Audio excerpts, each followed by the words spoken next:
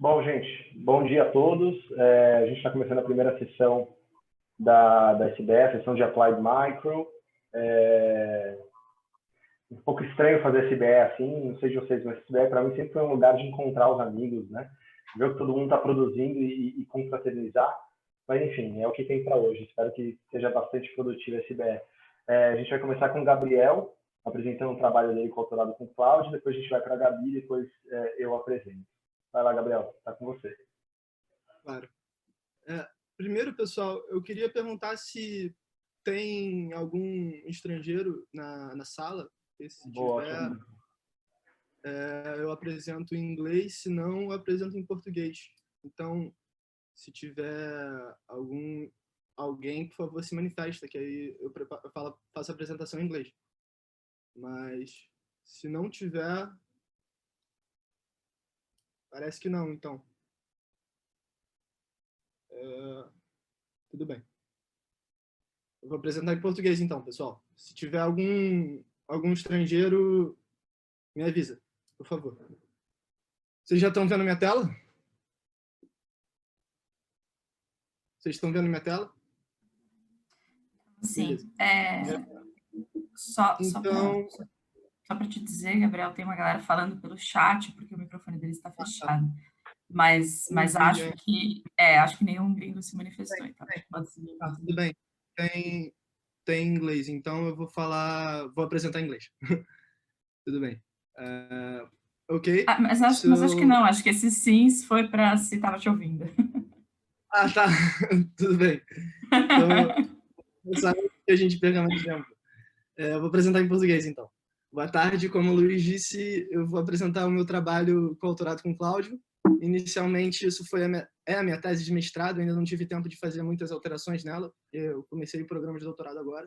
E a história o que eu vou passar para vocês aqui é argumentar como a alternância política pode trazer ineficiências do Estado através de incentivos eleitorais.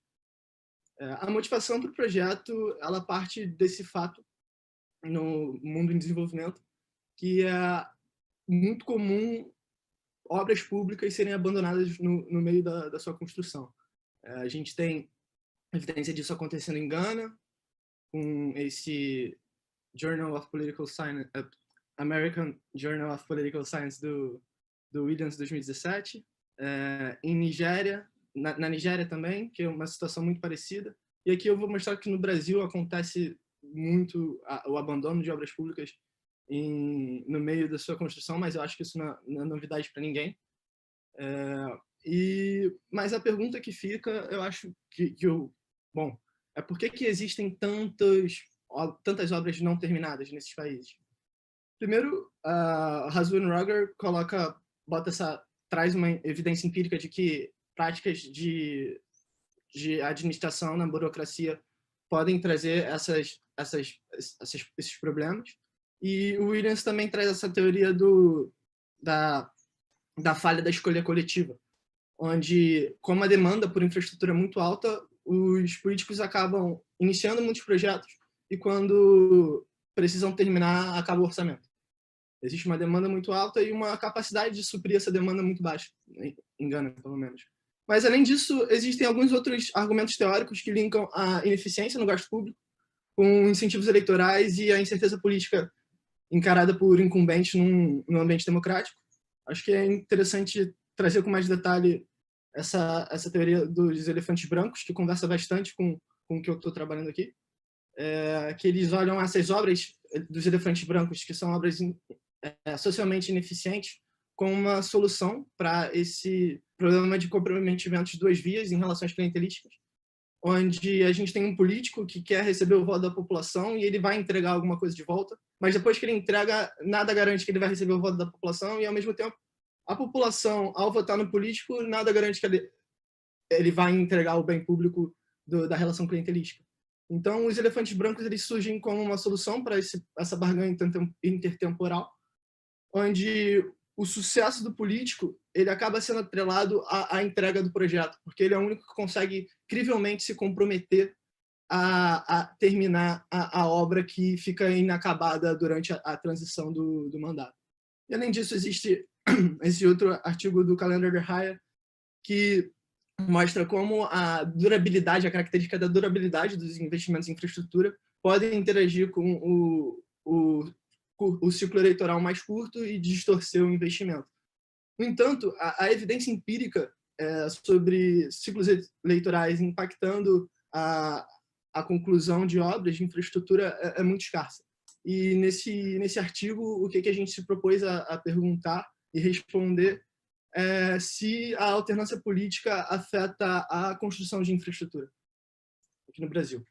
E a gente supera desafios anteriores na literatura, trazendo essa inovação dessa base de dados inédita do monitoramento de obras públicas e utilizando uma regressão em descontinuidade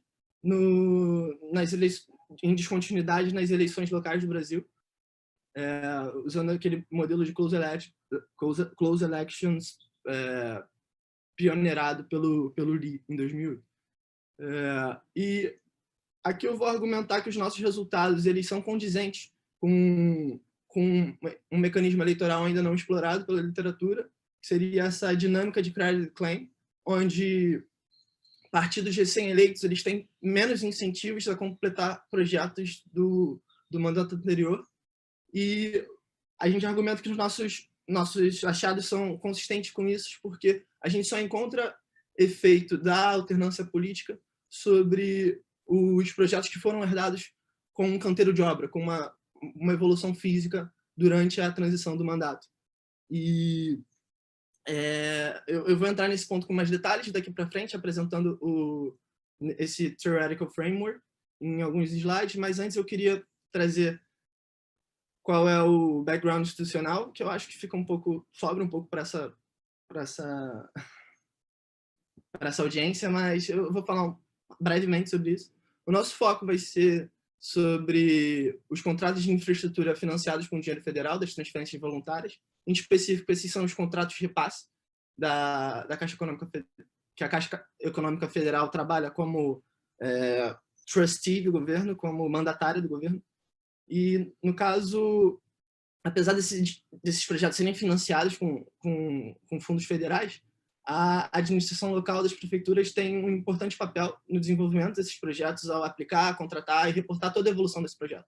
Então, basicamente, a gente precisa da boa vontade do prefeito para o projeto andar.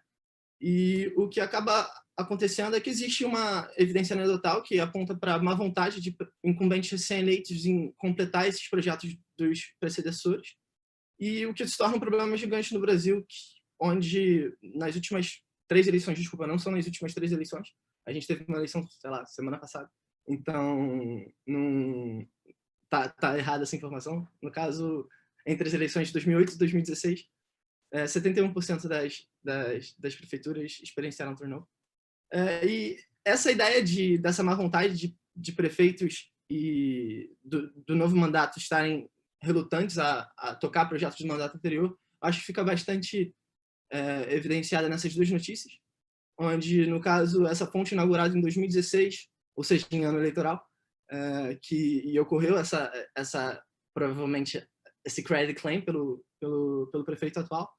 E em 2019, a gente vê que a fonte ainda não está funcionando e a prefeitura começa a colocar a culpa na gestão anterior, falando que, bom, o problema foi herdado e agora a gente está aguardando autorização para utilizar o resto do orçamento previsto.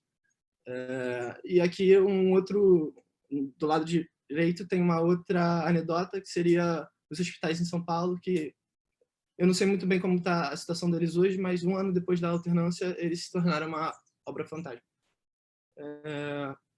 Bom, entrando no framework teórico, que basicamente é só um toy model para eu formalizar o meu argumento, não tem nenhuma contribuição aqui, mas só para... Então eu vou passar por isso bem rápido.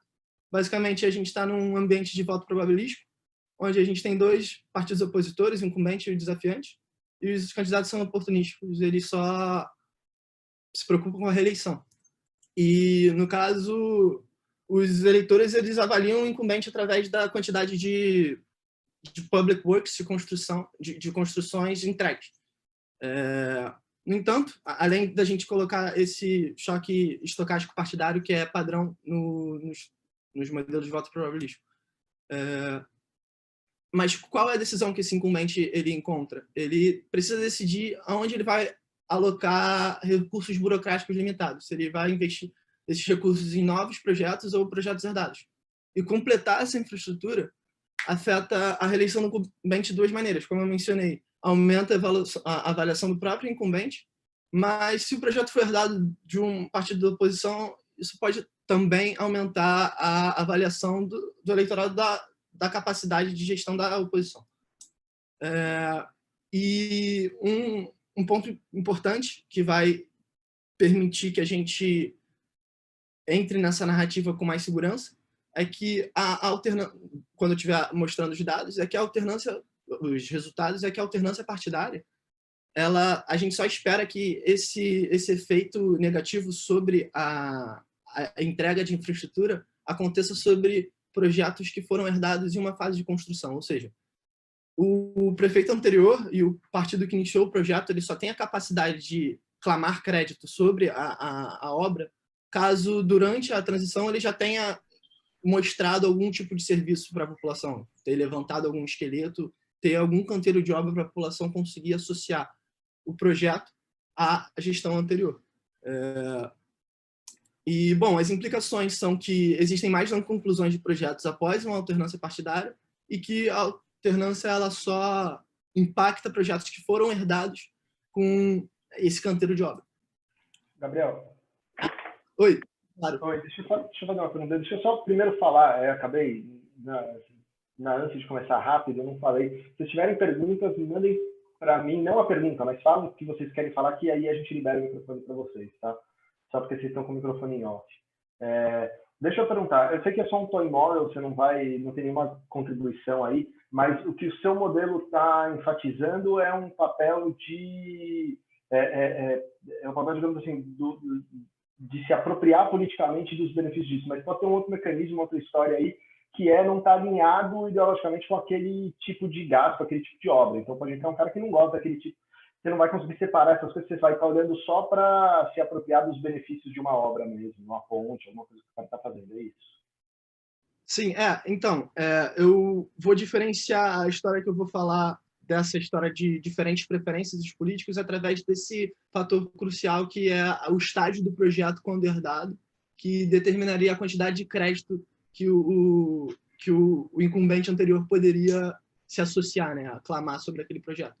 E, sim, eu não descarto que preferências podem estar trazendo algum tipo de abandono e ineficiência na execução dessas obras, mas não é o foco, não é o que eu vou estar mostrando, sim, não é.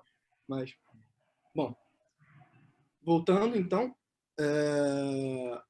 os dados que eu uso são as eleições municipais para prefeito de 2012 e 2016, onde o partido incumbente correu para a reeleição. No caso, a gente tem no total 6.300 municípios, eleições e observações. E os dados de obras públicas que, bom, foi basicamente a maior parte do trabalho. Passei uns 6 meses do meu mestrado lidando com esses dados, limpando essa base de dados. São um universo de mais de 90 mil contratos num painel de 8 anos. E a fonte são os dados de monitoramento da Caixa Econômica Federal. Bom, só para dar uma ideia de como é esse problema dos projetos não acabados no Brasil, eu vou trazer esses dados brevemente.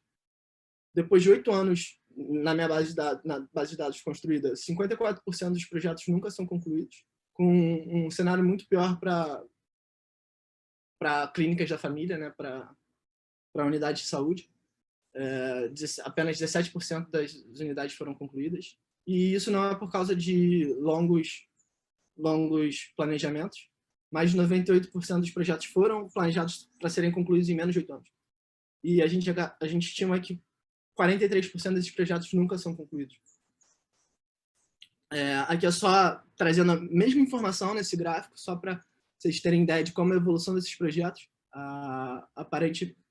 Cada linha apresenta uma categoria, uma divisão que eles têm dentro dos dados, e os projetos se dividem em agricultura, que são a construção de, warehouses de depósitos, por exemplo, comunitários e abatedouros comunitários, educação e esporte, que são construções de quadras em colégios públicos, healthcare, construções de clínica da família, e infraestrutura em geral, que seria a pavimentação de ruas, instalação de eletricidade.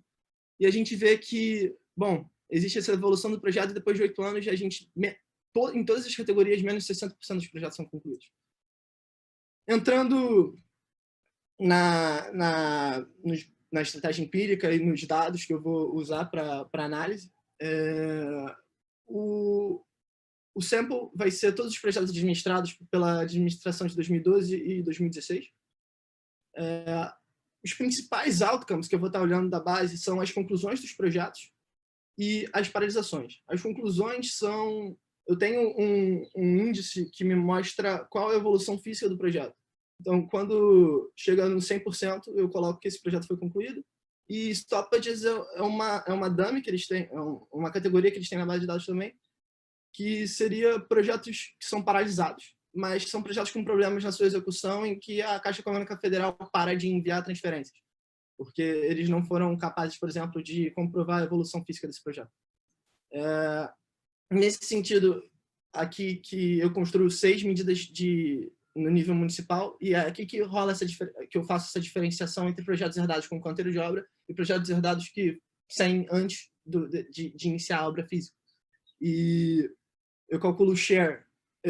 Nessa mesma variável da evolução física, eu categorizo os projetos que foram herdados no momento da transição, tinha uma construção física positiva, acima de 0, eu classifico eles como projeto em estágio de construção durante a transição, e os projetos em estágio de pré-construção são os projetos que tiveram 0 nessa mudança de mandato.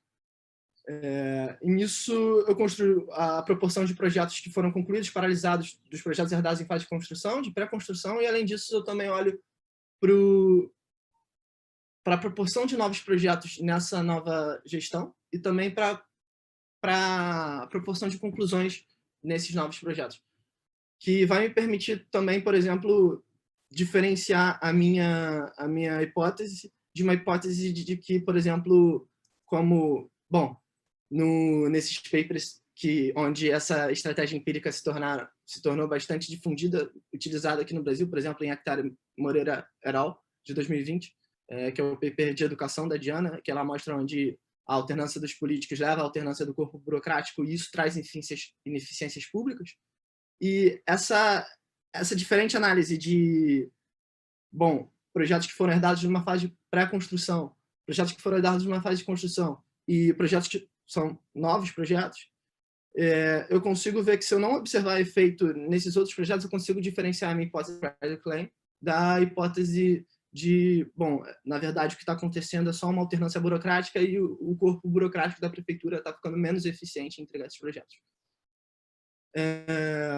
Nisso, então, eu vou comparar municípios onde o candidato opositor quase ganhou com municípios onde o candidato opositor quase perdeu dentro dessa especificação, onde basicamente é um spline regression ao redor da descontinuidade. Acho que eu me aprofundar muito aqui vai sobrar para essa audiência, então eu não vou entrar muito em detalhes, mas é basicamente isso. Comparando o lado direito da descontinuidade com o lado esquerdo da descontinuidade, a gente consegue estimar esse beta-1, que seria o efeito do turnover sobre as obras, os outcomes de interesse. No caso, eu faço todas as baterias de placebo, sorting, e no caso, o único problema que eu encontro é num lag de uma variável. E, bom, quando eu testo para o lag dessa variável do outcome, quando eu refaço a regressão controlando por essa característica, os resultados se mantêm robustos, então eu acredito, a gente interpreta isso como um ruído estatístico. Bom, entrando então nos resultados, agora esse é o principal resultado da apresentação, onde eu mostro que, bom, quando a gente tem do lado esquerdo da descontinuidade, ou seja, em municípios onde o prefeito incumbente ele foi reeleito, não o prefeito incumbente, mas o partido incumbente foi reeleito, a gente observa taxas de conclusão. Uma coisa que eu não mencionei é que os projetos, eu vou estar comparando projetos quando eu coletei a base de dados, ainda era em 2019, ainda não tinha as últimas observações do mandato de 2020, de 2016. Então, eu vou estar fazendo essa comparação num pool RDD comparando os projetos no seu estágio 2 anos após o início de cada termo. Então, 2 anos e meio após o início do termo, as obras herdadas por municípios que tiveram um partido incumbente reeleito, elas possuem essa taxa mais alta de conclusão, enquanto que quando a gente passa para o outro lado da descontinuidade e vê o turnover, bom, a gente observa um efeito de praticamente 12%, 12 pontos percentuais. Que agora não vou lembrar direito, mas por turno isso representa algo em torno de 270 projetos no Brasil inteiro. Então, e a gente não observa esse efeito nos projetos herdados numa fase de pré-construção.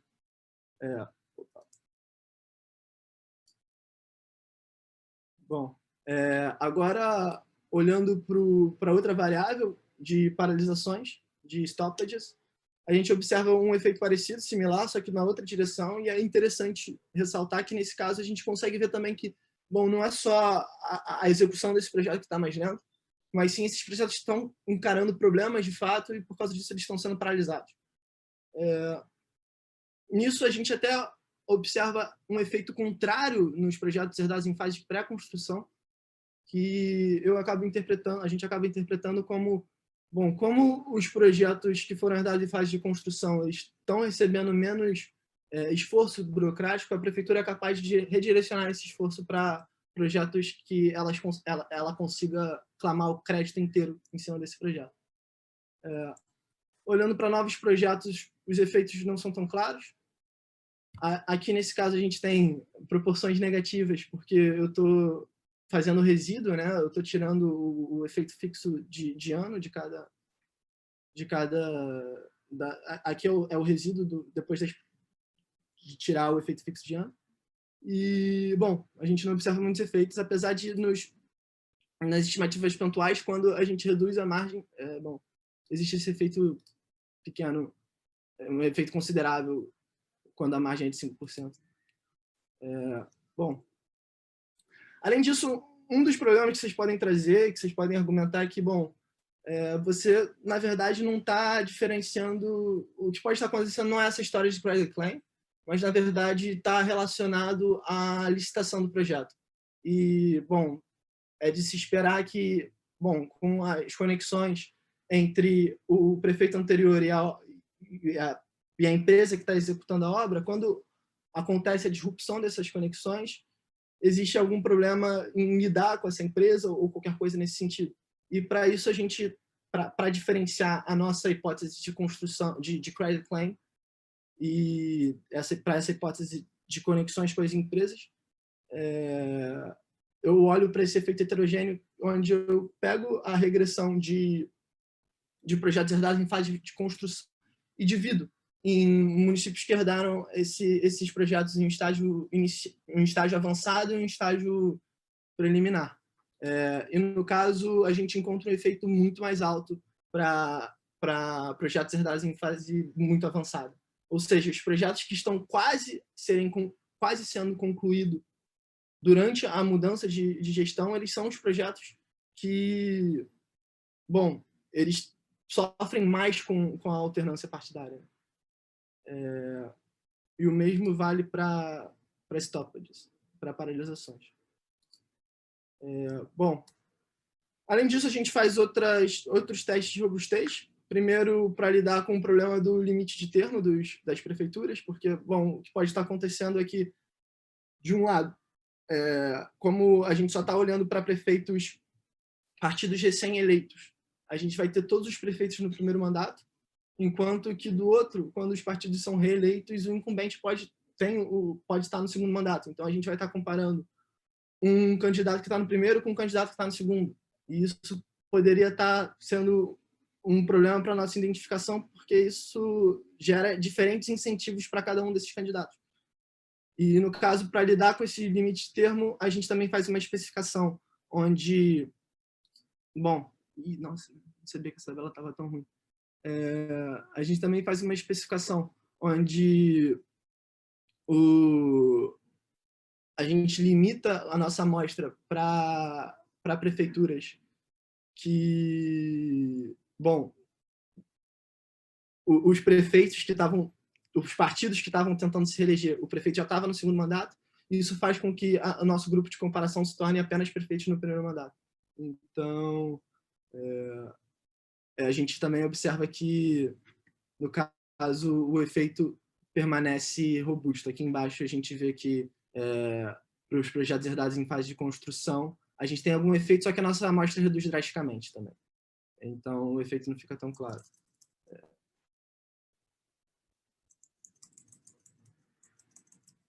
Bom, além disso, a gente testa para outras medidas, faz o controle de covariada também, como outras medidas como log ao invés de share, e os efeitos também são robustos.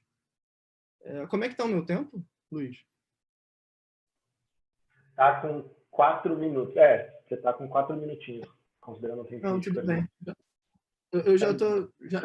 Terminou, esse é o último slide. Basicamente, o resumo é que a alternância partidária ela impacta negativamente a entrega de projetos herdados de uma fase de construção, porém a gente não vê impactos ou impactos muito pequenos na entrega de outros projetos. Isso permite diferenciar a nossa hipótese de credit claim de outras hipóteses, como a ineficiência da burocracia causada pela disrupção do quadro administrativo da prefeitura. E, bom, a gente interpreta esse modelo dentro dessa... A gente interpreta esses efeitos dentro desse time model de dinâmicas de credit claim, né? É péssimo porque eu não sei a tradução disso para português ainda, então eu estou me enrolando toda hora para falar credit claim. E, no fundo, a gente acaba contribuindo também para entender melhor esse puzzle dos países em desenvolvimento, onde se investe muito em infraestrutura, mas, bom, quase nunca essa infraestrutura ela é de fato entregue para a população. E é isso, muito obrigado. Eu quero ressaltar que, bom, a gente está num estágio muito preliminar da pesquisa ainda, então qualquer sugestão para melhorar essa identificação ou talvez qualquer outra possível interpretação para esses resultados, eu estou aberto para escutar. E, bom, muito obrigado. Qualquer coisa, se você não tiver a oportunidade de falar aqui, pode mandar os comentários e sugestões para o meu e-mail também. É isso. Obrigado pela oportunidade, pessoal. Gabriel, o Robson colocou uma pergunta no chat. Se você dar uma olhada, você tem um tempinho ali. Cara, eu vou dar uma lida. Estou lendo aqui.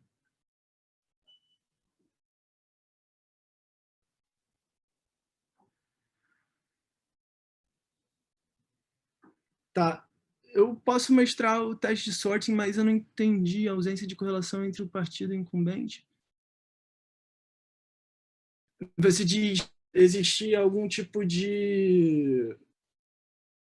bom, vantagem eleitoral? Sim, eu posso te mostrar os testes de sorting, acho que não tem muito problema. Estou com eles aqui. Você pode ele consegue falar, o Robson? Você quer falar, Robson? Oi. Eu estava tentando liberar ele.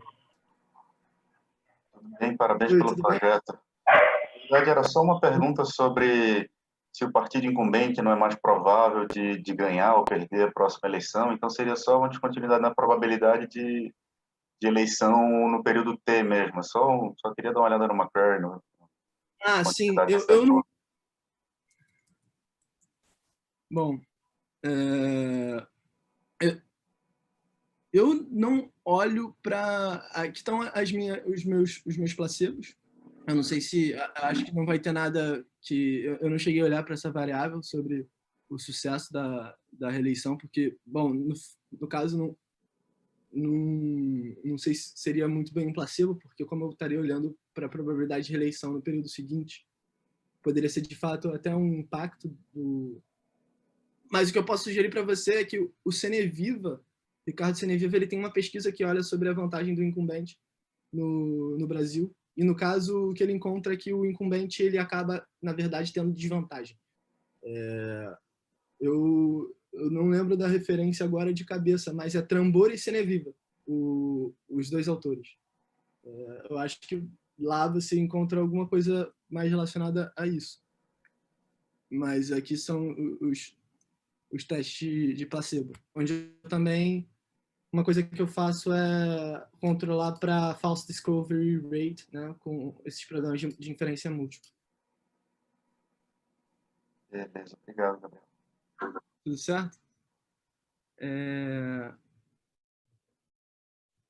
Não entendi muito bem como você descarta a hipótese alternativa. O prefeito pode não seguir com a obra porque prefere começar ela da licitação. De modo a... Sim, então, esse é o ponto que eu tento argumentar na heterogeneidade de projetos herdados em fases em diferentes fases, né? Aqui eu só estou olhando para projetos que já tiveram a licitação, e eu estou diferenciando a minha amostra em municípios que herdaram esses projetos em estágios muito avançados e municípios que herdaram esses projetos em estágios pouco avançados. E, bom, o que eu encontro é que o efeito ele é muito maior, ele chega a ser até não significante para os projetos que foram herdados em estágio pouco avançado, onde já ocorreu a licitação, mas o projeto é novo. Então, como os projetos que foram herdados em estágios mais avançados, eles têm maior probabilidade dessa associação ao prefeito anterior. Entendeu? Show de bola. Bom, nada. Bom, beleza, gente. Obrigado, Gabriel. Ficou super aí no tempo. Então, só para reforçar, gente, se vocês tiverem perguntas, só mandem no chat e aí o Gabriel lê ou pede para abrir o microfone que a gente abre o microfone de vocês. Tá?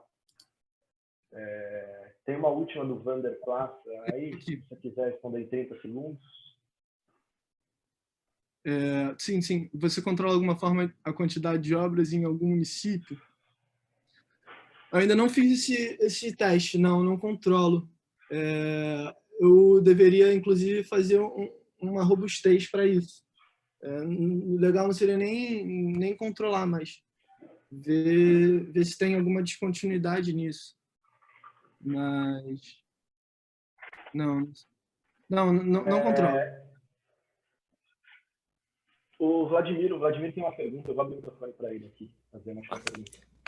Valeu, oi Gabriel, parabéns pelo trabalho, cara. Só uma dúvida, é uma questão de solo mesmo.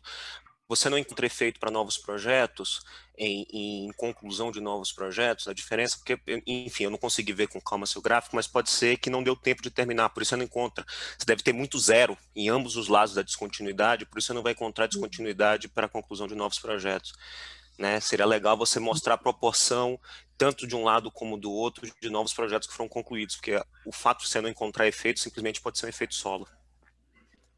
Não, sim, tá aqui o efeito e eu concordo, sim, que é um efeito solo. Eu gostaria de observar esses dados mais para frente. Eu vou fazer isso agora que o tempo passou e eu consigo fazer esse pulo RDD com mais períodos e olhar mais para frente do mandato de 2016. Mas eu concordo bastante que é um efeito de solo, porque, bom, quando eu tiro o intercepto, eu chego a ter, das eleições, no caso, aqui eu estou fazendo a descontinuidade no resíduo, né, tirando o efeito fixo de eleição. E, no caso, a gente chega a observar números negativos, né, proporções negativas com o resíduo, na regressão residual. Então, de fato, eu acho que é bastante isso. Não deu tempo para esses novos prefeitos concluírem esses novos projetos. Mas obrigado pelo comentário.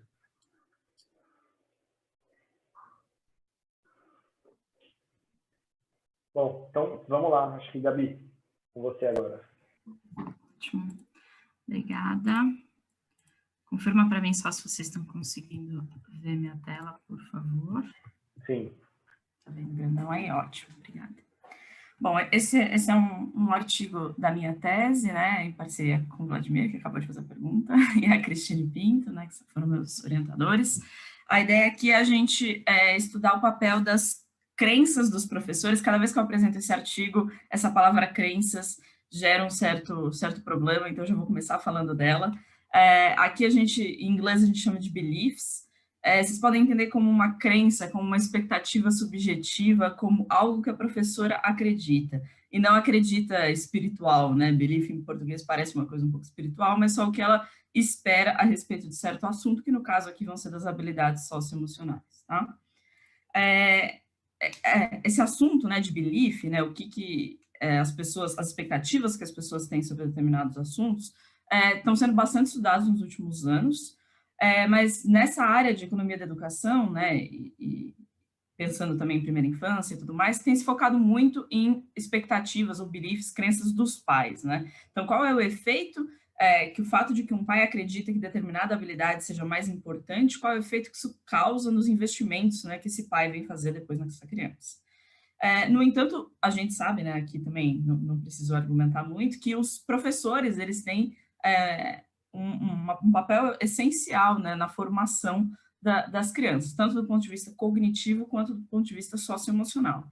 Então, a ideia desse artigo que eu vou apresentar para vocês agora, né, assim como outros que estão citados aqui nesse último bullet point, é juntar um pouco essas duas coisas. Então, entender qual é o papel que a expectativa das professoras tem sobre o desenvolvimento dos alunos, tá? Então, juntar um pouquinho essas duas literaturas de expectativa e da importância dos professores numa coisa só. Nesse artigo em específico, né, o objetivo, na verdade, a gente pode dividir em 3 partes. Primeiro, informar, né, as professoras a respeito da importância das habilidades cognitivas e socioemocionais na formação de capital humano. Depois, mostrar que essa crença que ela tem sobre essa importância tem um papel na forma como essa professora, ou professora, né, aloca o tempo nas diferentes tarefas do dia a dia, na interação com os alunos, né? Vocês estão vendo a minha tela ainda? Aqui, para mim, pareceu sumir. Que coisa louca. Tá. Voltou agora. Tá bom.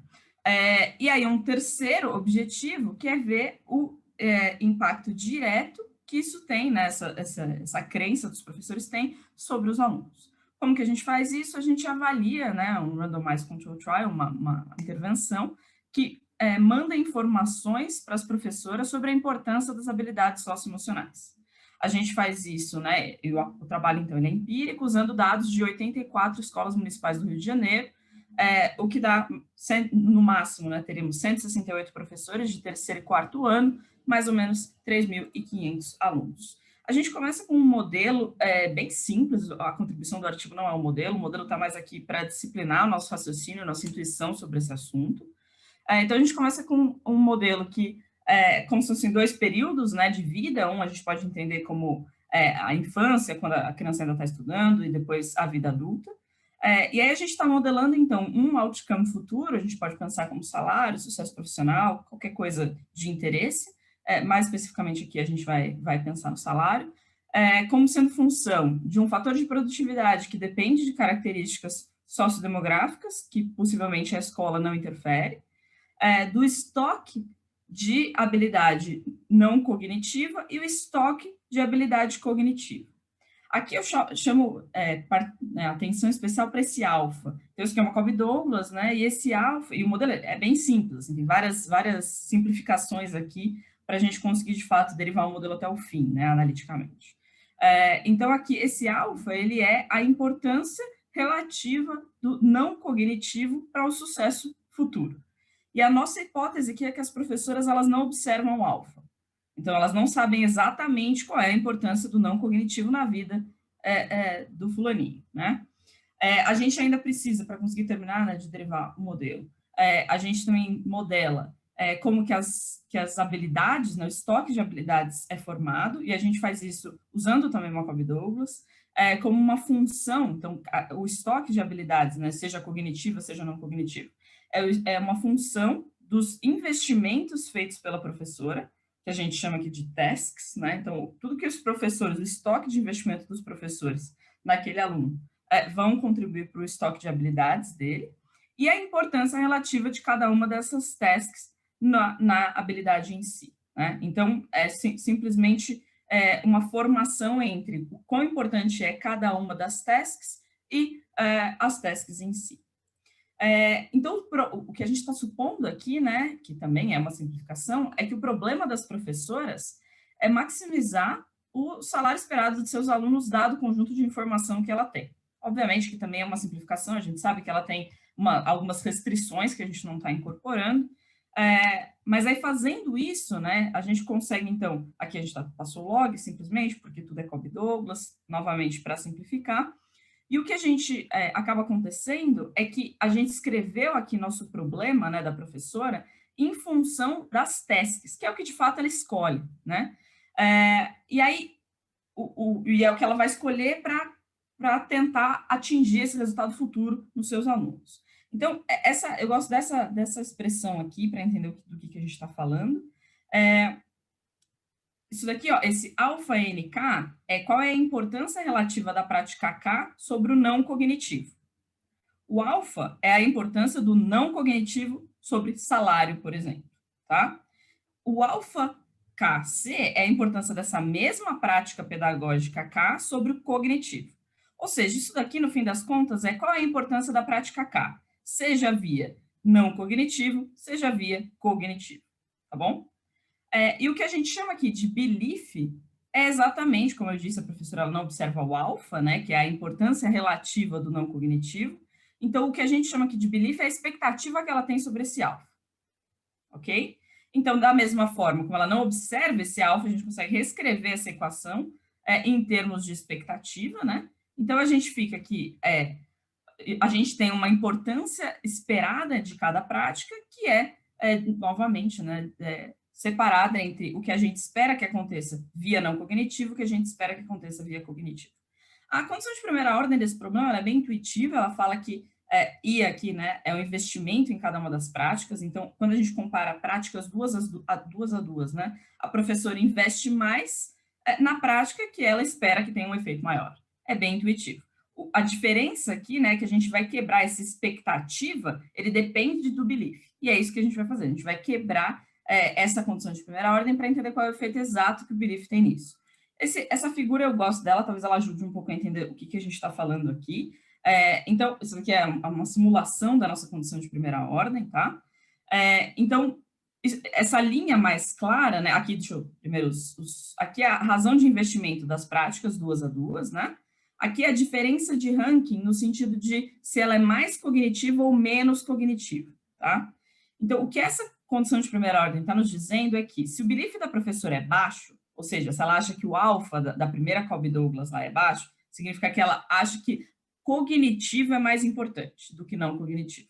Então, se ela acha que o cognitivo é mais importante, então ela vai investir mais nas práticas que ela acha que são mais cognitivas. Faz sentido, né? Por isso que a gente observa uma coisa negativa aqui acontecendo. Essa diferença de ranking está favorecendo o não cognitivo, tá? Por isso que aqui a gente vê uma coisa negativa. Conforme o belief dela aumenta, a gente passa a ver uma correlação positiva, ou seja, ela passa a investir mais tempo, mais esforço em práticas que ela acredita que são mais não cognitivas, tá? Então, existe essa relação que, na verdade, tudo que a gente está fazendo aqui é desmembrando essa condição de primeira ordem para entender o efeito que belief tem na alocação dos esforços da professora.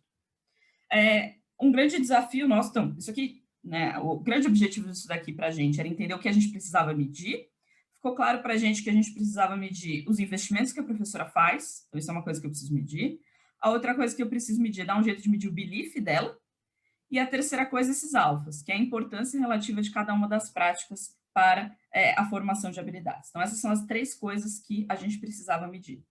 E é isso que a gente tenta fazer. Então, a gente criou um instrumento, né, criou um questionário para fazer essa mensuração, que tem 3 partes, cada uma dedicada a medir uma dessas grandes coisas que a gente quer entender, né?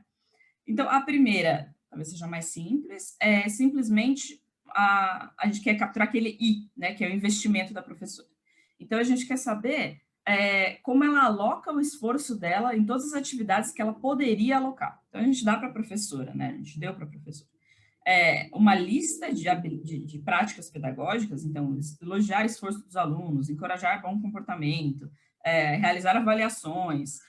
Falou para ela, imagina que você tem 100 unidades de esforço, pensa numa semana típica do seu ano e divide aí essas 100 unidades de esforço entre essas práticas, tá? Então, essa era a primeira parte do nosso questionário. A segunda parte, o objetivo é a gente pegar exatamente qual é a prior da professora a respeito de quão socioemocional é determinada prática, né? Então, as práticas aqui, eu li algumas para vocês, né? Então, por exemplo, elogiar o esforço dos alunos é bem diferente em termos socioemocional e cognitivo do que corrigir a lição de casa na lousa, né? E aí a gente queria saber qual é a opinião da professora sobre qual é a prática que mais desenvolve habilidades socioemocionais.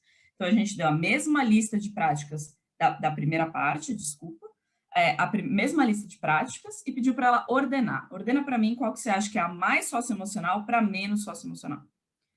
A terceira e última parte do questionário é essa em que a gente tenta capturar diretamente o belief da professora nos ganhos futuros dos alunos, né, numa variável de resultado futuro. Então, diretamente capturar o belief.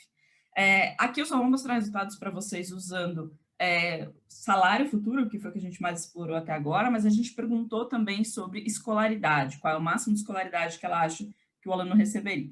Então, aqui, o que a gente fez não foi muitos artigos de belief, eles fazem beliefs individuais, né? Então, imagina a sua aluna, o Pedrinho, seu aluno. O que você acha que vai acontecer com ele? Aqui a gente não fez isso. Aqui, o que a gente fez foi oferecer para a professora a descrição de 4 alunos hipotéticos, tá? Esses 4 alunos hipotéticos, eles tinham combinações diferentes entre habilidades socioemocionais e cognitivas. Fica fácil de entender quando a gente imagina uma matriz alto-baixo, né? Então, a Ana, por exemplo, que é a que eu trouxe aqui para vocês escrito, ela tem alto cognitivo e alto não cognitivo. A forma como a gente descreveu a Ana foi: a Ana tem facilidade de aprendizado e é responsável. Além disso, nunca se envolve em conflitos com seus colegas, trabalha bem em grupo. Apesar de se frustrar algumas vezes com situações escolares ou pessoais, lida bem com os problemas que enfrenta.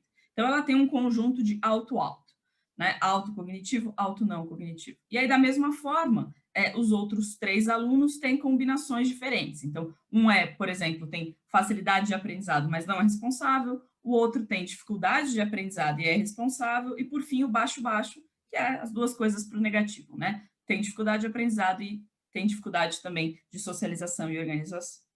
Então, a gente descreveu esses alunos para a professora, né? E perguntou quanto que ela achava que ele ia ganhar. Basicamente isso. Aos 25 anos, quanto você acha que um guri com essas características ganharia? E é essa quantidade monetária que a gente, né, pede para a professora que a gente vai usar para definir a nossa variável belief. É a partir disso que a gente vai entender se ela valoriza monetariamente mais o cognitivo ou o não cognitivo. A gente tem vários desafios aqui, né? O primeiro deles, talvez o mais importante, uma vez que a gente resolveu estudar beliefs, a pergunta natural que sempre surge é: da onde vêm os beliefs, como eles são formados? Porque entender o processo de formação dos beliefs causa um impacto na nossa estratégia de identificação, né? Em especial, existem duas fontes, digamos assim, de da onde vêm os beliefs, né? Seja interna ou externa. A gente acredita em alguma coisa porque a gente pensou sobre, porque a gente tem uma experiência, porque a gente fez experimentos, né, um professor numa sala de aula, então uma coisa autogerada, ou então porque alguém nos disse que era importante. Então a gente recebeu uma formação, um treinamento, a gente ouviu uma palestra. Então aqui tem uma potencial causalidade reversa, de que a gente gostaria de identificar como os beliefs afetam a prática pedagógica. Mas pode ser o contrário. Pode ser que de tanto fazer alguma coisa, o sujeito comece a achar que aquilo é importante, né? Então, pode ser que exista essa causalidade reversa, de que a experiência, né, faça com que a gente acredite que é algo importante. Por isso que a gente fez uma intervenção aleatória, né? Então, a gente aleatoriamente separou participantes para dar um choque de informação, que aí vai mudar, então, o informational set, para ver, então, qual é o efeito que esse choque de informação exógeno vai ter sobre as práticas pedagógicas. Porque aí agora a gente sabe que foi uma coisa externamente causada. Então, belief afetando prática e não o contrário. Como que foi a nossa intervenção, então? Foram mensagens de texto que enviamos durante o ano de 2018. São mensagens genéricas, eu posso ler algumas para vocês, que falam da importância das habilidades socioemocionais, são fatos utilizados da literatura traduzidos numa linguagem um pouco mais acessível. Então, por exemplo, é muito bem documentado que habilidades socioemocionais são rewarded, como chama isso? Elas são valorizadas no mercado de trabalho na forma de maiores salários e menores períodos de desemprego.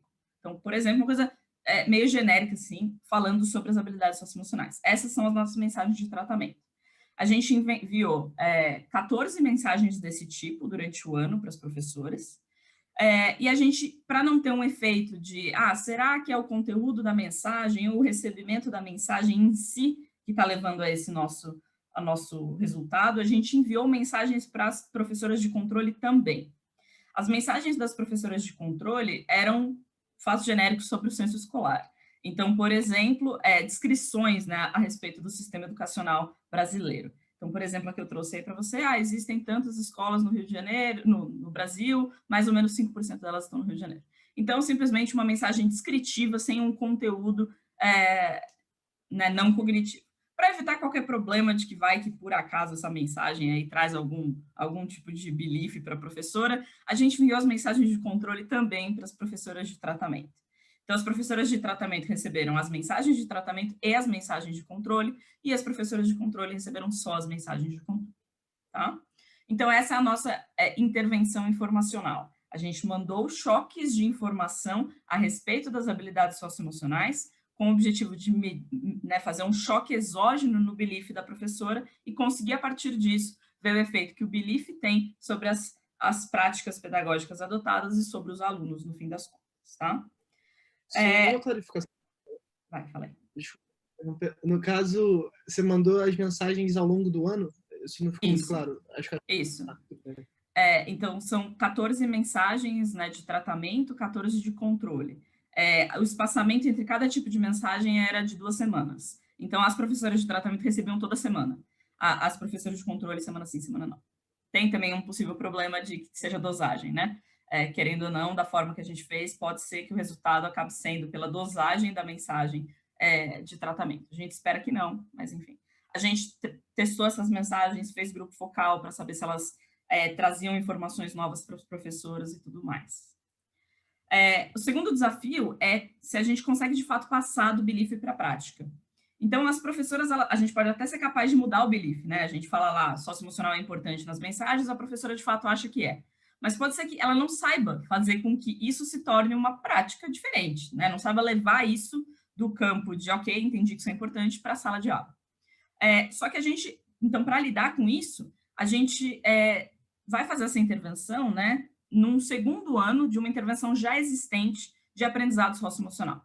Então, metade das nossas professoras tratadas e metade das nossas professoras controles estavam dando aula de habilidade socioemocional por uma intervenção pré-existente. Eu já explico melhor o desenho da avaliação, mas é só para dizer para vocês que metade das nossas professoras deveriam saber o que é habilidade socioemocional e como aplicá-la, porque elas davam aulas disso, tá? O nosso terceiro desafio é uma coisa comum desse tipo de literatura, que é o erro de medida, né? Então, a gente capturou ali o que a professora faz, né, as teaching practices, perguntando para ela. Ela pode falar o que ela quiser, né? Ela pode reportar uma coisa completamente diferente do que ela de fato faz. Por isso que a gente fez também observação em sala de aula, devido à falta de orçamento, a gente fez simplesmente numa amostra menor, né? E a correlação entre o que a professora falou para essas turmas, né, que a gente observou, entre o que a gente conseguiu observar foi de 68%, o que eu considero bem razoável, principalmente porque as escalas eram diferentes, né? A professora conhece muito mais uma semana típica do que um observador que foi lá ver uma vez uma aula em um momento, tá? E, mais importante de tudo, é que o erro de medida ele não é diferente entre tratados e controles. Então, mesmo que ele exista, ele não está afetando de forma diferente o nosso efeito do tratamento. Deixa eu passar um pouquinho pela linha do tempo para vocês entenderem direito como isso funcionou. Então, o projeto como um todo, né, começou em 2017. Então, aqui estão as datas de coleta de dados, né? Então, são 4 coletas de dados, baseline, follow-up, 2017 e 2018. Em 2017, a gente começou com essa intervenção socioemocional. A gente queria garantir que parte das professoras conhecesse muito bem o que era uma habilidade socioemocional e como colocá-la na prática. E depois, num segundo momento, em 2018, a gente colocou também, a gente continuou com o programa Compasso, né, que é a intervenção socioemocional, e a gente começou também com essa intervenção de informação, que são essas mensagens que eu acabei de explicar para vocês. Nessas 4 pontos do tempo, a gente coletou coisas sobre os alunos e sobre os professores, tá? Então, só para ficar mais claro, o grupo das nossas escolas estão divididas em 4, então. Eu tinha falado lá no começo que a gente tinha 84 escolas. Essas 84 escolas, elas estão divididas em células de 21 escolas, cada uma delas. Então, por exemplo, esse primeiro grupo é o grupo que é controle das 2 intervenções. Esse segundo grupo aqui é o grupo que recebeu as aulas socioemocionais e não recebeu as nossas mensagens. E assim por diante. Então, é assim que a gente consegue ter uma parte da nossa amostra que sabe muito bem o que são as habilidades socioemocionais, tá bom? Sobre participação na pesquisa, de fato, ela não é das melhores. Então, aqui é o que deveria ser a nossa amostra em termos de professoras, né? Então, cada grupo desses tem 25 escolas, 42 professoras. É o que a gente esperava, então, encontrar em cada um dessas células, né? Dessas combinações de tratamento. Quando a gente vê quem, de fato, participou, tanto do baseline quanto do follow-up, cai bastante, tá vendo? Então, de 42, a gente vem para, sei lá, 27 aqui, 21 aqui, 24, 21, ou seja, das 168 professoras que potencialmente poderiam participar da nossa pesquisa, 93 de fato participam.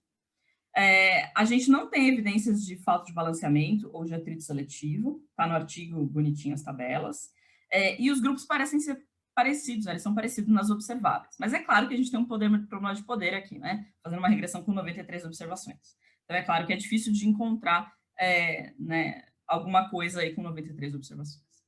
Isso daqui é um pouco das estatísticas descritivas.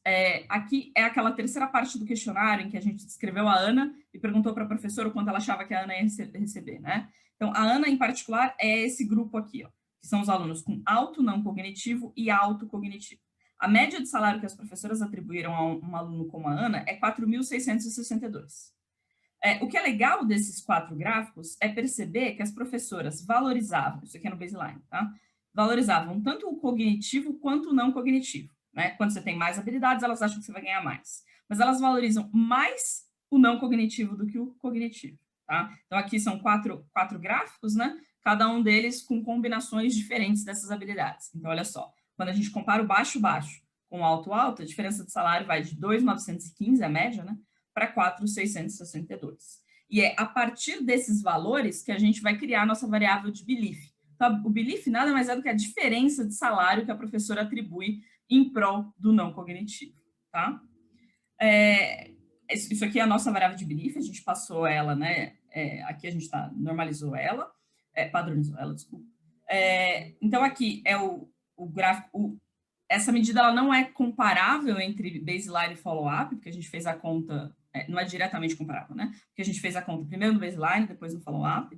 A linha azul é de tratamento, a linha vermelha é de controle. Dá para perceber que existe uma diferença na distribuição de tratamento e controle, mas a média aqui no baseline é muito parecida, e a média no follow-up fica bem diferente, né? Então, parece que existiu, e aqui novamente, lembrando que temos 93 observações, né? Então, aqui parece ter existido alguma diferença, alguma mudança entre o baseline e o follow-up nessas médias entre tratamento e controle, tá? Gabi.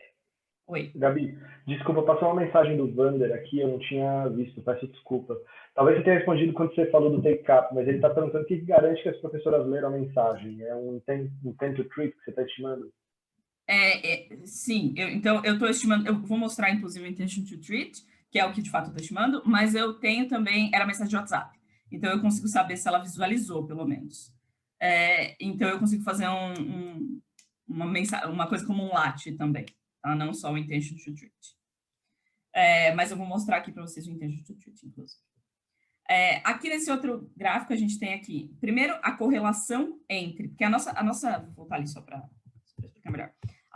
Lembra que a nossa condição de primeira ordem falava que existia uma diferente correlação entre o ranking das práticas e o investimento nas práticas a depender do belief. Então, essa correlação vai ser a nossa variável de resultado. A correlação entre o que você faz de fato e o que você acredita ser mais importante, então seria esse eixo aqui. Pela nossa condição de primeira ordem, a gente esperaria que quanto maior o belief, maior essa correlação. De fato, então, a gente esperaria que a gente teria todo mundo nesse quadrante, digamos assim, ou nesse daqui de baixo, né?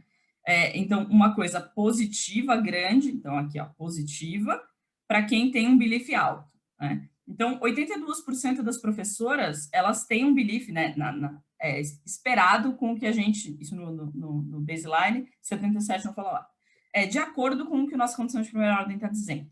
Então, parece que os dados refletem um pouco o que a condição de primeira ordem está falando para a gente. O que é o nosso modelo, né? Então, a nossa variável de resultado, de fato, é essa correlação existente entre o investimento nas práticas, né, e o ranking dessas práticas. Se esse número é grande, significa que a professora investe mais tempo em coisas que ela acredita serem socioemocionais. Se esse número é pequeno, significa que ela investe mais tempo em coisas que ela acredita serem cognitivas. E a gente explica isso por essa mesma medida no baseline, pelo belief no baseline, pelo belief no follow-up, e por dummies da estratificação da nossa amostra. Esse é o nosso modelo básico. Onde entra o nosso tratamento aqui, né? O nosso tratamento, ele entra para explicar o nosso belief no follow-up, porque aí foi um choque que vai fazer com que mude o belief no follow-up. No fim das contas, isso daqui vai ser um modelo, vai ser um IV, né? Então, a gente vai usar o nosso que é a variável excluída, né? A gente vai usar o nosso tratamento como variável instrumental para o belief no follow-up, ok? Então, vamos lá. O primeiro estágio, que é o... Oi, fala. Gabi, rapidinho. Acho que você está encaminhando por cima, só você tem 5 minutinhos, tá? Beleza. Então, vamos lá. O primeiro estágio, que é simplesmente essa nossa regressão aqui. Eu ver se o tratamento, de fato, impactou o belief, né? Então, sim, né? Tudo aqui bonitinho, com estrelinha. Mais ou menos 0,1, né? Então, lembra que o belief é uma medida aí que vai de 0 a 1, né? Então, você receber a mensagem fez com que causasse um aumento de 0,1 numa medida que vai de 0 a 1. É um pouco genérico a princípio, eu vou dar um pouquinho mais de cheiro do que é isso daqui a pouco, tá? Mas sim, parece que de fato e aqui de fato isso daqui é um intention to treat. Se a gente fosse para o LAT, eu não vou porque não vai dar tempo, mas se a gente fosse para o LAT, os efeitos seriam ainda maiores, né? Então isso daqui é contando que todo mundo que eu mandei a mensagem leu, né? Sem levar em consideração que algumas professoras podem ter ignorado minha mensagem. Agora aqui é, de fato, o segundo estágio. Então, aqui, a minha variável de resultado é a correlação entre o investimento em determinadas práticas e o quanto a professora acredita que aquela prática é socioemocional, tá? Aqui, a gente, de fato, tem 92 observações, né? Não é tanta observação assim. A gente encontra algum resultado aqui, mas nada muito chamativo. No entanto, e aqui eu estou considerando todas as práticas. A gente perguntou para a professora coisas a respeito de práticas dentro da sala de aula e fora da sala de aula. E aqui está tudo junto. Quando a gente vai para as práticas dentro da sala de aula, aí a coisa fica mais bonita, né? Diferentes especificações, diferentes métodos, a gente começa a encontrar um resultado mais robusto aqui de que sim, as mensagens, então, impactam o belief, e quando eu uso esse nosso tratamento como instrumento para o belief, eu encontro um efeito do belief sobre essa adesão entre o que a professora acredita e o que de fato ela faz, que é essa correlação entre investimento e o belief, investimento e o que ela acredita a respeito de cada prática, tá? Então, até agora, o que a gente tem? Que essa intervenção tem um impacto sobre a expectativa dos professores e que essa expectativa fez com que ela investisse mais em socioemocional. Será que, no entanto, elas sabem implementar o socioemocional, né? Aquela pergunta de, será que elas de fato fazem isso, sabem fazer isso? Aí a gente começa a explorar agora a nossa segunda intervenção, que é a de aprendizado socioemocional. O que essa tabela mostra para a gente é que todo o resultado que a gente está observando vem da nossa intervenção de informação e não da intervenção das aulas de habilidade socioemocional. Isso significa, portanto, que a gente não necessariamente, para encontrar esse resultado que a gente teve, a gente não precisou fazer longos treinamentos, ensinar a professora da aula socioemocional e coisas do tipo. A gente simplesmente mandou algumas mensagens para ela, com conteúdo informacional, que fez com que elas reagissem e mudassem o comportamento em sala de aula, tá? A outra pergunta natural é se isso teve um efeito sobre os alunos, né? Direto sobre os alunos. A gente encontra, essa aqui é a linha sobre são as medidas que a gente tem, algumas habilidades não cognitivas, algumas cognitivas e dados administrativos. A gente encontra alguma coisa aqui em habilidades cognitivas, que é de memória de trabalho, esse score, e a gente encontra também em diminuição do atraso escolar. Então, qual que é o resumo da ópera aqui, né? Já concluindo, então. Que a gente conseguiu, com uma intervenção muito simples, que foi de mandar mensagens para as professoras, a gente conseguiu, com isso, identificar que elas passaram a valorizar mais, em termos monetários, né, as habilidades socioemocionais dos seus alunos, ou seja, elas aumentaram o que aqui a gente chama de belief. A partir desse belief aumentado, as professoras começaram a aumentar o esforço socioemocional que elas colocavam. À medida que a gente fez uma continha de padaria, a gente conseguiu chegar que ela aumentou o esforço socioemocional dela em 6%, né? O que é bem razoável. Então, todo o esforço que ela colocou, 6% aumentou na direção socioemocional. O que fez com que a gente conseguisse levar a professora do primeiro decil do investimento ranking, né, da correlação da nossa variável de resultado, para a média ou mediana. E isso teve um efeito direto nos alunos o mais interessante, né, de diminuir o atraso escolar, que o atraso escolar deve englobar tanto cognitivo quanto não cognitivo.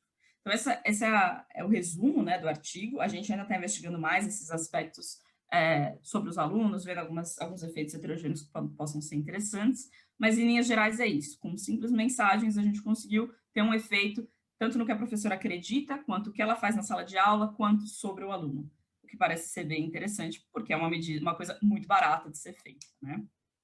E é isso. Temos perguntas aí?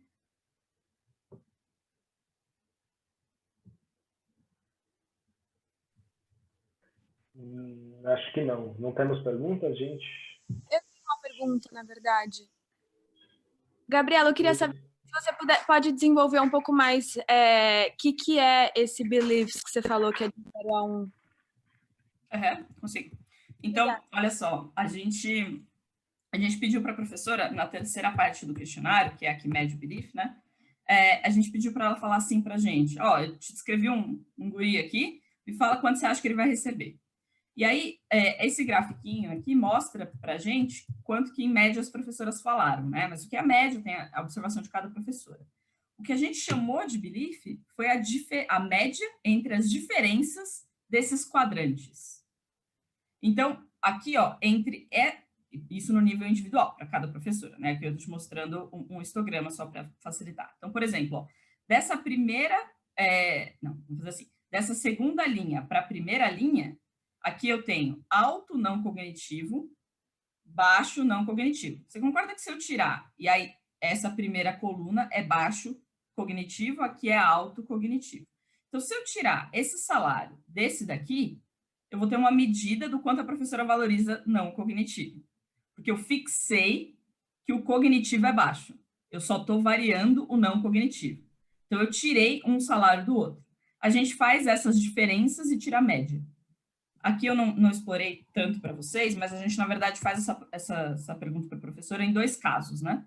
A gente coloca um primeiro caso, em que a gente fala para a professora, olha, quanto você acha que a Ana vai receber se ela só tiver professores que voltem seus esforços para melhorar o aprendizado, vulgo melhorar cognitivo.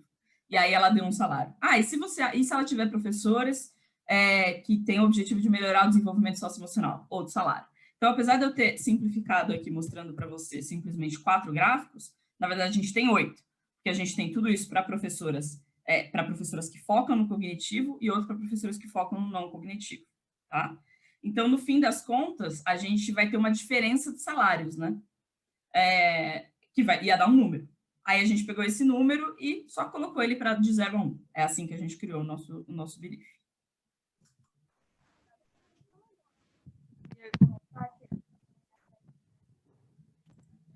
Eu não sei quem estava falando comigo. Quem estava falando comigo? Era a Bruna. Bruna, querida. E ficou claro, Bruna?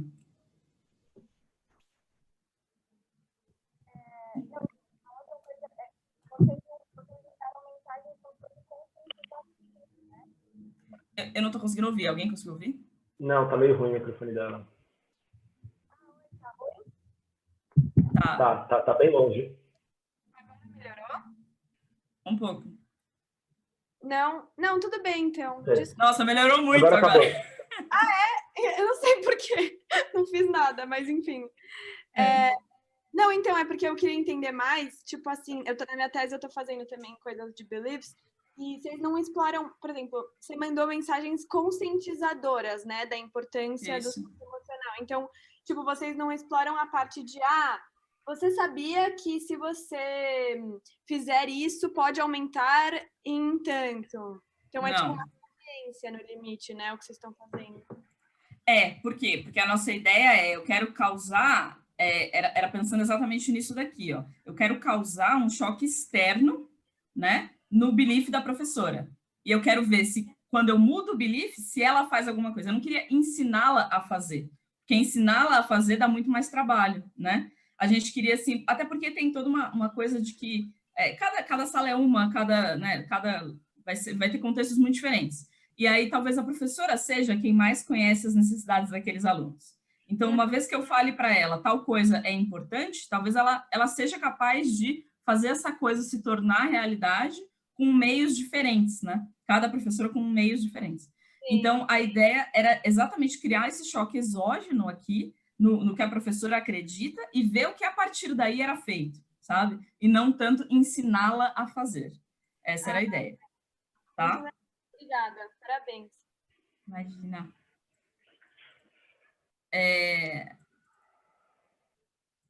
Beleza. E aí, obviamente, né, foi até o que o Vladimir falou ali no chat, né? Se a gente ensinasse ela a fazer, a gente não teria esse choque exógeno, a gente ia violar exatamente o que a gente precisava no nosso modelo, como a restrição de exclusão para poder usar o tratamento como instrumento. Tem mais alguma pergunta?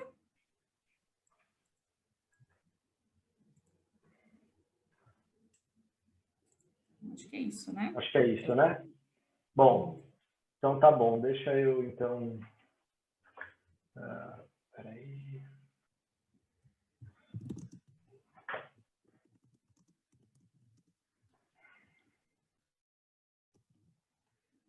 Estão vendo minha tela aqui? Beleza, gente. Deixa eu só ajeitar as janelas aqui.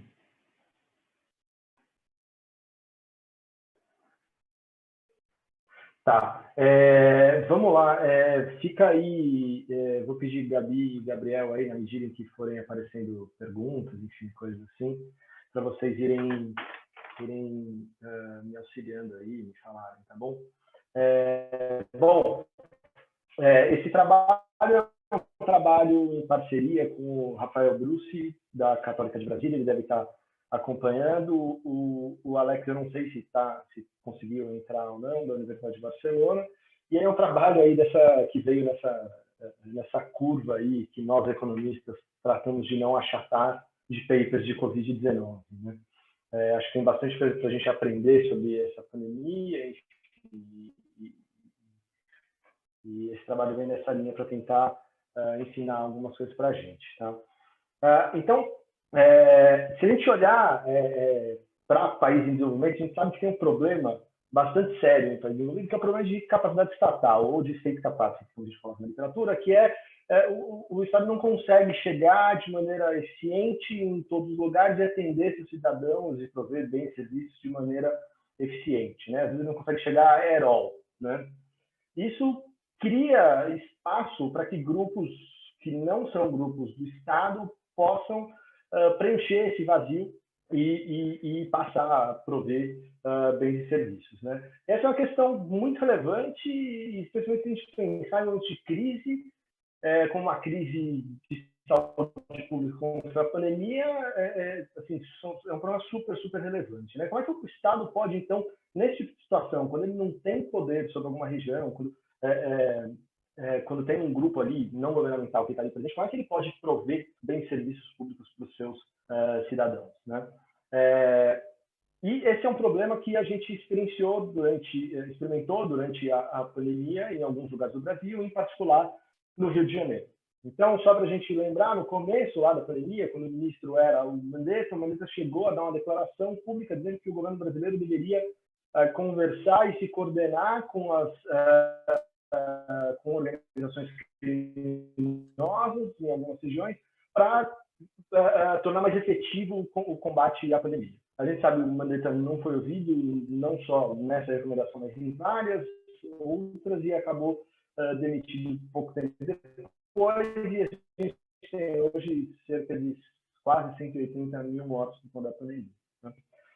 Então, vamos olhar aqui, essa então, mostra um fato que foi bastante noticiado no Rio de Janeiro. Então, primeiro a gente tem uma notícia mostrando que gangues de tráfico de drogas, organizações criminosas ligadas ao tráfico de drogas, estavam impondo restrições, lockdowns aos moradores, toque de recolher aos moradores.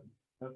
Aqui a gente vê uma notícia que mostra um outro lado, uma outra organização criminosa, são as milícias, que estariam impedindo os moradores ou os comerciantes de fecharem os seus negócios. Então, aqui tem a declaração de um morador que, os caras eles pedem o nosso dinheiro, e não importa se a gente não está com dinheiro na mão na segunda-feira, eles forçam a gente a manter um comércio aberto. Tá? Então, o que a gente vai tentar responder nesse paper é como é que a presença de organizações criminosas afetou a intensidade da pandemia de Covid-19 no Rio de Janeiro. Tá? E a gente vai argumentar que o Rio de Janeiro é um laboratório ideal para a gente estudar isso, porque ele tem duas organizações criminosas bastante distintas, que são as organizações ligadas ao tráfico de droga e as milícias. Tá? Eu vou contar um pouquinho delas para quem não estiver exatamente familiarizado aí com como elas são organizadas, os incentivos delas, etc. Né? E a gente vai estimar aqui um two-way fixed effect para identificar o efeito dessas organizações, da presença de organizações criminosas. Tá?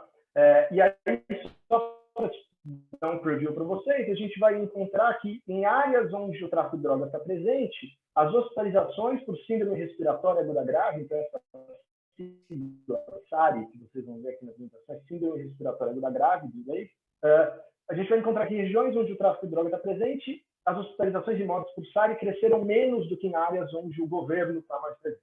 Em áreas onde as milícias estão presentes, as hospitalizações e mortes por SARI cresceram mais do que em áreas onde o governo está presente.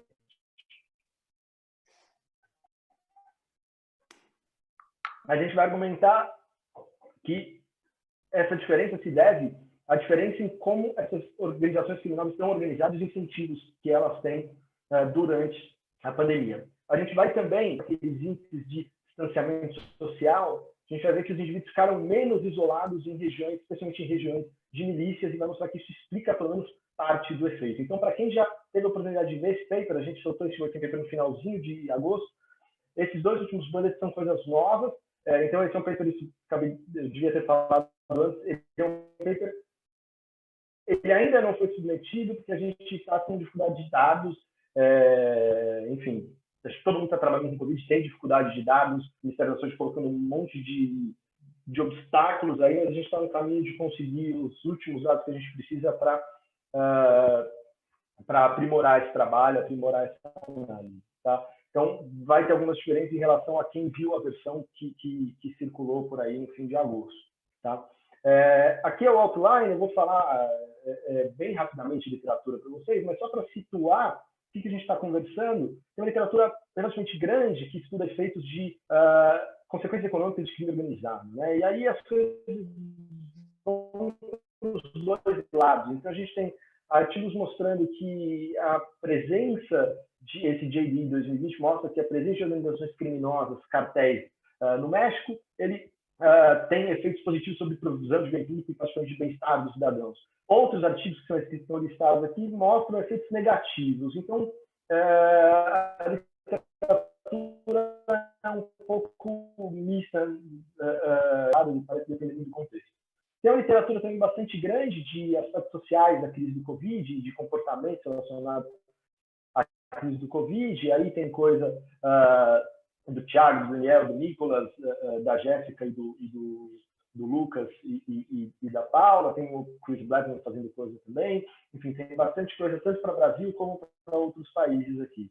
Tá? E tem uma literatura mais ampla aí de state capacity e de provisão de bem público que a gente está conversando, mas não vou perder muito tempo, até pela duração da apresentação. Então, contar um pouco do background aqui das organizações criminosas do Rio de Janeiro e de como se deu a dinâmica da pandemia.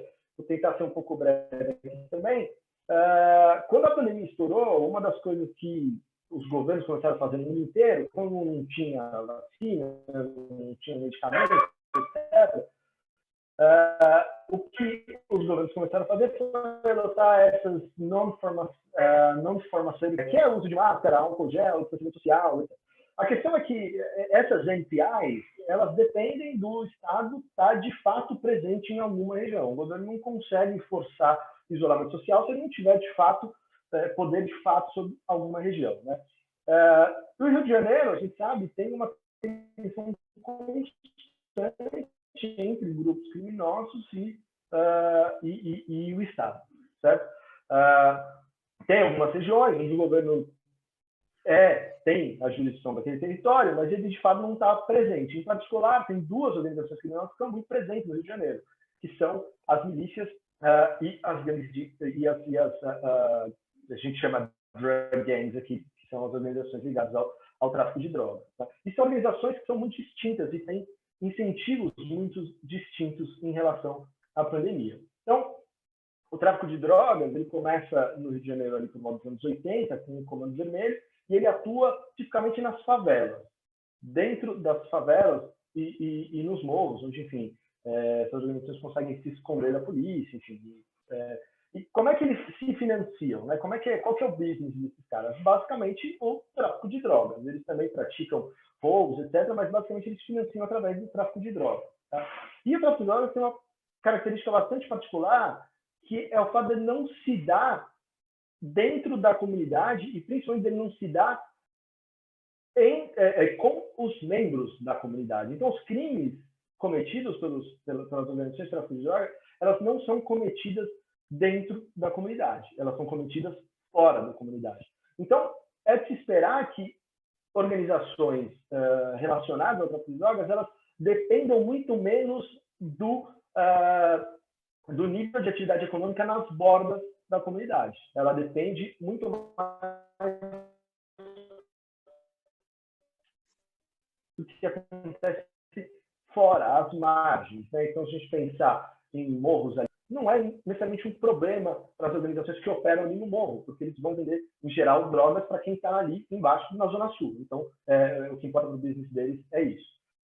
As milícias operam de um jeito bastante diferente. Elas também começaram nos anos 80, com um grupo ali de policiais, ex-policiais na região hoje bastante conhecida por diversas ações, que é a região do Rio das Pedras.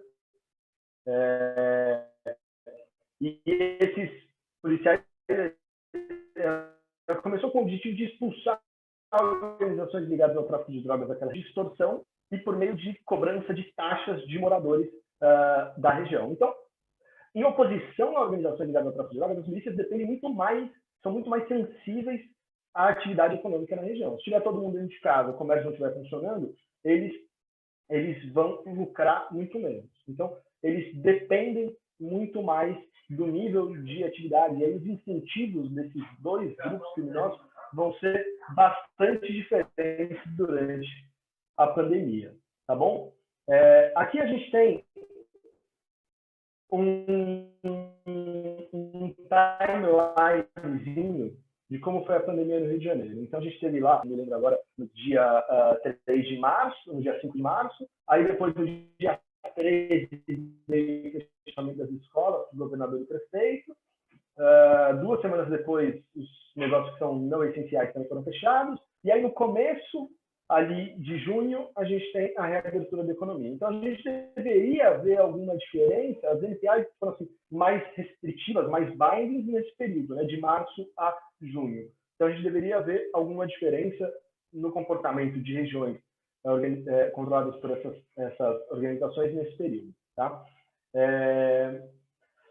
Aqui a gente tem um gráfico que mostra, isso aqui claro que isso aqui é só descritivo, mas ele dá uma ideia das 3 curvas de pandemia que a gente tem no Rio de Janeiro. Tá?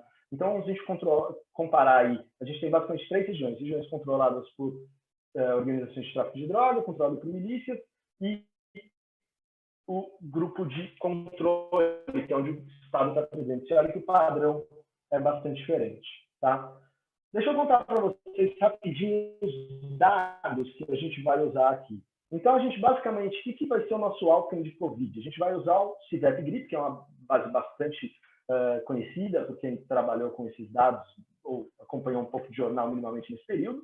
E a gente vai ter informação lá sobre síndrome respiratória aguda grave. Então, a gente não vai estar olhando exatamente para Covid, vai estar olhando para síndrome respiratória aguda grave. A ideia aqui, basicamente, é que regiões diferentes têm testagens, níveis de testagem diferentes, né? Então, a gente vai estar olhando para essa área ao invés de Covid exatamente. Né? Como é que a gente mapeia a criminalidade? Então, a gente mapeou através de um mapeamento feito pelo Pista News, que é um coletivo de jornalistas independentes. O Pista News basicamente tem um mapa lá, um Google Maps, e aí ele coloca em cada lugar ali do Google Maps, nesse pontinho, o Comando Vermelho está presente, aqui está presente uma milícia, aqui está presente uma outra organização, tipo, sei lá, Amigo dos Amigos, que é uma organização de tráfico de drogas. O que a gente faz? A gente pega cada pontinho desse, joga no censo, aquele cara cai no setor censitário e a gente fala, bom, esse setor censitário é milícia ou é tráfico. Calcula a população que está ali, calcula a população no bairro e a gente chega na parcela da população do bairro que está sob domínio de organizações criminosas. Tá? A gente tem outras classificações aí de jornal o Globo, então a gente bate essas coisas e elas parecem conversar bastante. A gente tem dados de distanciamento social, que basicamente aqueles dados da Inloco, que também, imagina que vários, se o celular da pessoa sai de perto da residência dela. Então a gente consegue saber o percentual de pessoas que estão ficando em casa e que não está, em determinadas regiões. A gente usa o censo para controlar por uma série de características.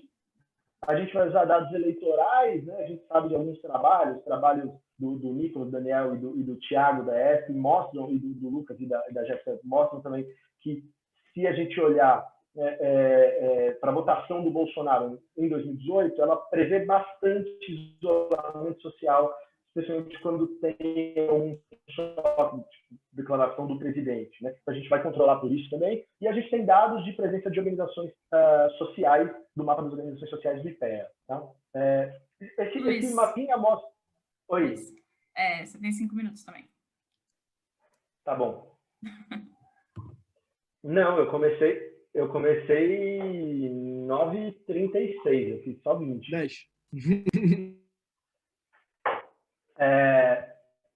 Aqui a gente tem as áreas controladas por tráfico de droga à esquerda, por milícia à esquerda e por tráfico de droga à direita. Tá? E aqui a gente tem uma tabela de estatísticas descritivas. Eu não trouxe todos os dados que a gente tem, todos os controles que a gente coloca. Eu trouxe algumas só para mostrar alguns padrões interessantes. Então, no painel lá, a gente tem os outcomes de síndrome respiratória aguda grave. Então, olha que, basicamente, entre as regiões, a gente não tinha, antes da pandemia, a gente não tinha nenhuma grande diferença, embora tivesse um pouquinho mais de hospitalização em área de milícia, não tinha uma grande diferença, por quê? Porque é praticamente zero, né? As pessoas não eram hospitalizadas ou morriam por síndrome respiratória aguda grave, né? Depois da pandemia, isso explode e é muito maior em área de milícia em relação à área de controle, e muito menor em área de tráfico de droga em relação à área de controle. Então, só a estatística descritiva crua já mostra essa diferença para a gente, né? Só que essas regiões são bastante diferentes. Se você olhar no painel C, em termos de renda per capita, de população, de votação do Bolsonaro, enfim, uma série de coisas que a gente sabe que pode importar para comportamento em relação à pandemia, essas regiões são diferentes. Tá? Então, vamos mostrar então o que a gente vai rodar aqui. A gente vai estar olhando aqui o nosso outcome, vai ser outcomes de síndrome respiratória aguda grave. A gente vai também olhar um pouquinho para isolamento social, mas, em princípio, síndrome respiratória aguda grave. E aí é um two-way fixed effect. Tá? Eu não vou perder muito tempo aqui por uma questão de tempo, não vou entrar em detalhe, mas é um two-way fixed effect. Então, a gente vai ter efeito fixo aqui de bairro e efeito fixo de mês ou de ano. Né? Então, em princípio, de ano, depois a gente vai olhar isso por mês. Tá? Milícia, ou seja, ele tem a presença de tráfico de drogas. Tá? Então, a variável milícia, ela está no último, se eu estou no último quartil de distribuição de share milícia. Tá? Como é que a gente criou essa variável share milícia? Foi basicamente o que eu falei para vocês, né? Pegando as regiões que estão sob domínio de organizações criminosas elas a partir do Pista News e mapeando a população no setor censitário. Tá? Então, a gente vai omitir os termos de 2019, então tudo que a gente olhar aqui vai ser basicamente a diferença para 2019. Então, como é que a gente interpreta esse primeiro gráfico? Tá? Oi. Luiz, antes de você entrar no resultado, tem uma pergunta de clarificação dos dados que você está usando no chat do Wander. Ele está perguntando se alguma área foi excluída por não ser dominada por alguma organização e também se regiões com presença da UPP foram consideradas. Tá. Não, as áreas que não tem tráfico de droga nem milícia, elas são um grupo de controle, né? Então, elas não entram... elas entram na regressão, mas entram como grupo de controle. A gente está comparando em relação a essas regiões. Em relação ao UPP, eu acho que, se o Bruce estiver aí, talvez ele possa me ajudar, mas eu acho que a gente não tem teste. O Wander ele perguntou, na verdade, quando tem milícia e tráfico, né? Quando tem uma área que tem milícia e tráfico. Essa pergunta é Exatamente. Perfeito. Não, então. Essa pergunta é muito boa e, na verdade, a gente tem como saber, é marcado como se fosse uma dummy, né? Cada polígono lá do Pista News. Então, esses polígonos não são overlapping no mapa deles. Isso. Então, nas áreas ali, eu não tenho overlapping. Tem áreas que eles marcam como em disputa. Deve ser isso que você está falando. Essas áreas em disputa, a gente exclui. Áreas em disputa estão fora. Porque não tem controle sendo colocado. Tá tendo tiroteio. Claro que a gente tem que ver isso com mais cuidado depois. A gente deve atualizar os dados de milícia e tráfico agora que saiu aquele mapa que é um refinamento do mapa do Pista News com fogo cruzado, né? Ele perguntou também preço de PP. Não, a gente não leva em conta o preço de PP. A gente não marcou isso ainda nos locais. Meu chute é que isso era muito mais relevante 10 anos atrás do que hoje em dia. É o que todos os trabalhos indicam. E Mariana perguntou outra coisa aqui. Vê aí, Luiz. Sobre o PP, acho que é exatamente nessa linha que o Bruce falou. Acho que será muito mais relevante, mas de fato a gente pode olhar para isso. Mariana está perguntando de diferentes organizações criminosas, né? Terceiro Comando Puro, Amigos dos Amigos e Comando Vermelho, são basicamente as 3 organizações que estão presentes ali, né? De tráfico de drogas. A gente tem essa informação, Mariana. A resposta é a seguinte: a gente pretende fazer essa análise, hoje ela é feita no nível do bairro. No nível do bairro, a gente não tem como fazer essa diferenciação, porque a gente não tem variação para isso. A gente vai ter, sei lá, um bairro dominado pela Amigo dos Amigos, sei lá. A gente idealmente vai fazer isso no nível do zip code ou no nível do setor censitário. A gente está aguardando esses dados de síndrome respiratória aguda grave que foram tirados do ar pelo Ministério da Saúde e agora, dia 14, a gente vai ter uma resposta definitiva. Então, a gente deve conseguir fazer essa análise que você está perguntando. O Vladimir está perguntando se tem diferença de relevo em área de milícia e de tráfico. Tem, certamente tem. A área de milícia, em geral, é a área mais plana, parece mais com a área do grupo de controle, e a área de tráfico é a área de favela. E aí a resposta para esse ponto é mais ou menos a mesma resposta para a pergunta da Mariana. Quando a gente tiver esses dados que permitem a gente fazer uma comparação no nível do zip code, a gente vai poder comparar, por exemplo, favelas que têm o mesmo nível de diferença de relevo e características e comparar uma que é dominada por um grupo e outra que não é dominada. Mas hoje, infelizmente, a gente ainda não consegue fazer isso. A gente faz indiretamente, né? A gente coloca controle de share do bairro que mora em favela, a gente tem como fazer isso, e a gente também inclui densidade populacional, que é uma coisa que o paper do Brotherhood e o Thiago e Daniel da Mata fazem no paper, no Slums and Pandemics deles lá. É uma coisa que importa. Perfeito. Tá, deixa eu acelerar, então. Eu queria mostrar os principais resultados. Então, aqui o que a gente está fazendo é comparar 2019, grupo de tratamento. Então, grupo de tratamento à esquerda, milícia, grupo de tratamento à direita, tráfico de drogas. Beleza, valeu, Gabriel. A gente vai comparar o grupo de tratamento em relação a 2019. Então, comparando 2019 com 2018, não tem nenhuma diferença. Claro, não teve nenhum choque que afetou hospitalizações por síndrome respiratória aguda grave, diferentemente em regiões onde tem milícia ou em regiões onde tem tráfico, né?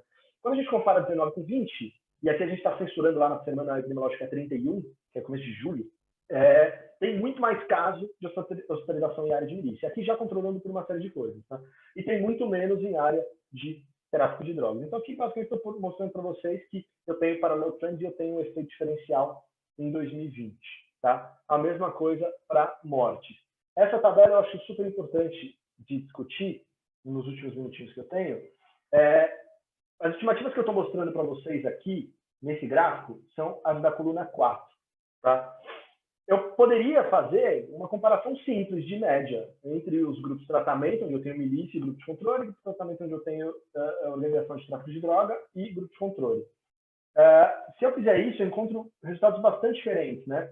E aí aqui eu começo a controlar. Então, quando eu controlo por características urbanas e demográficas, você vê que cai bastante o efeito de milícia. Então, eu poderia dizer que a região de milícia é mais populosa e tal, então vai ter esse efeito. Você vê que diminui muito quando eu controlo por densidade demográfica, tamanho da população, etc. Controlo por fatores políticos, como a votação do Bolsonaro, por exemplo, e não muda, né, uma vez que eu tenha controlado por fatores demográficos e população e de urbanização. E aí eu controlo pela penetração de ONGs. Né? Então, pode ser, por exemplo, que comunidades onde o tráfico de drogas está presente também tem muitas ONGs ali que estão fazendo trabalho que são super relevantes durante a pandemia. Parece que é o caso, né? O diferencial cai bastante aqui em regiões de tráfico de drogas quando a gente controla para isso. Tá? Aqui são dados... Mariana, desculpa, eu já vi sua questão, eu já vou responder. Deixa eu só terminar essa partezinha aqui. Aqui a gente está fazendo por mês, então a gente repete as estimativas, só que comparando com fevereiro. Então, se você olhar em fevereiro de 20, a gente considera como um mês base, né, que foi antes do outbreak da pandemia. E você vê que o efeito é muito... Ele é positivo, né, para milícias. E, curiosamente, a partir de julho, quando a gente tem o início da flexibilização, o diferencial de hospitalização de síndrome respiratória aguda grave em região de milícia para a região de controle, ela diminui bastante. Tá? E para a região de tráfico, a gente tem também esse efeito negativo, como documentado lá no caso de Ana. Tá? Aqui a gente faz um exercício parecido com o que a gente estava fazendo ali, só que a gente vai ter uma dama de tratamento que, assim, após fevereiro de 20. Né? Então, a gente vai estar comparando a diferença antes de fevereiro de 20 para depois. Então, dando basicamente de março a fevereiro. Desculpa, de março a julho. E a gente vê aqui que tem, de novo, um efeito positivo para a milícia, em hospitalização e morte, e para drug gangs tem um efeito negativo em hospitalização e morte. Aí a gente começa a tentar investigar um pouco qual que é o mecanismo que poderia estar explicando isso, e a gente vai olhar para os índices de isolamento social. E aí, aqui a gente vai estar controlando também por fatores que são relevantes, como a votação do Bolsonaro, etc. E aí você vê que, se a gente comparar fevereiro de 20 com outros meses, a gente vê que regiões de milícia têm um isolamento social menor, ou seja, os indivíduos ficam menos em casa comparado à região do grupo de controle. Se a gente olhar para a área de tráfico de droga, a gente vê que não existe uma diferença significativa, o que é bastante surpreendente, né? Eles não ficam mais em casa, como o resultado negativo ali de hospitalização poderia sugerir, mas quer dizer que esses caras em regiões super pobres, quando eu controlo por uma série de coisas, eles estão fazendo a mesma coisa que a Zona Sul do Rio de Janeiro, por exemplo. Né? E a gente vê que o efeito aqui diminui bastante quando eu controlo em social distancing. Tá bom? A sessão, né? Mas não sei se tinha mais alguma pergunta, enfim, não sei se a gente pode ficar mais um pouquinho.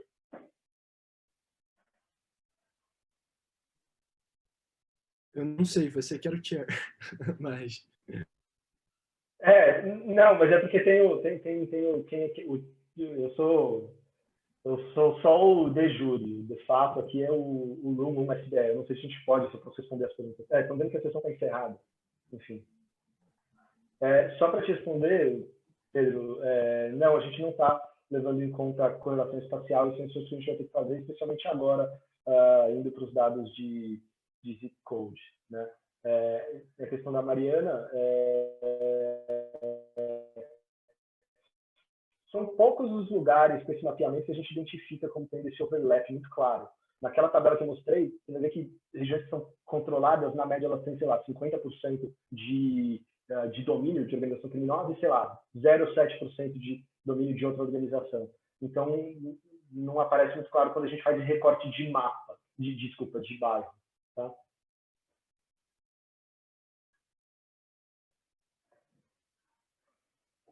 Obrigado, gente.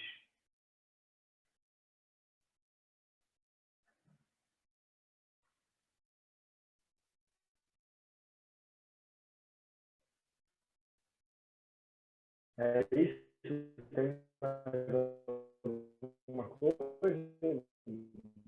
Enfim. Luiz, você que tá... Oi.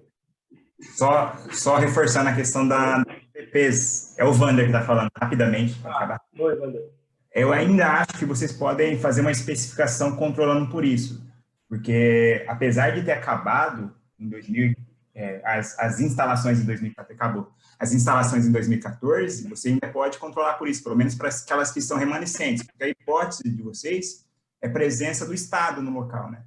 E aí, eu tenho uma literatura que fala que a gangue da CV, Comando Vermelho, foram mais afetados os territórios delas, né? Foram mais afetados pelas UPPs, e as milícias menos. Então, talvez pode ter um impacto se você controlar pelas UPPs, que é bem fácil, dado que você tem as informações dos locais de UPP, só para fazer um teste, para ver se os resultados eles são sensíveis a isso mesmo. Apesar de ter acabado há 6 anos atrás, 2014, né, as instalações, ainda existem algumas ativas, né? Então, talvez seria interessante fazer um teste, só um teste para ver se seus resultados são sensíveis a isso ou não. Não, legal, bacana, obrigado, vou dar uma olhada mesmo. O meu entendimento é que realmente isso era muito menos relevante hoje, mas é interessante saber. Vamos olhar para isso sim. A Giovana perguntou sobre financiamento social, home office e tal. O que a gente sabe o Broadband assim, ele instala um negócio no celular, quando você baixa algum aplicativo, ele instala um API lá, com um programinha, que vai saber a sua localização. Você concordou com os termos ali, ele sabe a sua localização. Ele vai aprender, se você dorme todo dia naquele lugar, ele vai aprender que aquele lugar é sua casa. Aí, quando teve a crise, o que eles fizeram? A pandemia, o que eles fizeram? Eles passaram a calcular, eles têm 60 milhões de celulares monitorados no Brasil. Eles passaram a calcular o percentual de pessoas que saem de casa e que não saem, baseado nesse API que eles conseguem olhar o seu celular. E aí eles dizem para a gente, num hexágono, que é uma região pequenininha ali, o percentual de pessoas que estão ou não dentro de casa. Então, eu não estou sabendo se eles saem para trabalhar ou não. Eu sei se ele sai ou não de casa. E aí, acho que importa menos a razão dele sair, importa mais se ele sabe que o distanciamento social afeta a pandemia. Então, pode ser um dos mecanismos. Tá? Acabei não conseguindo passar por tudo isso, que é, enfim, muita coisa. Tá? Prezados, eu preciso encerrar a sessão. Então, quem quiser fazer uma consideração final, tem 1 minutinho, rapidinho.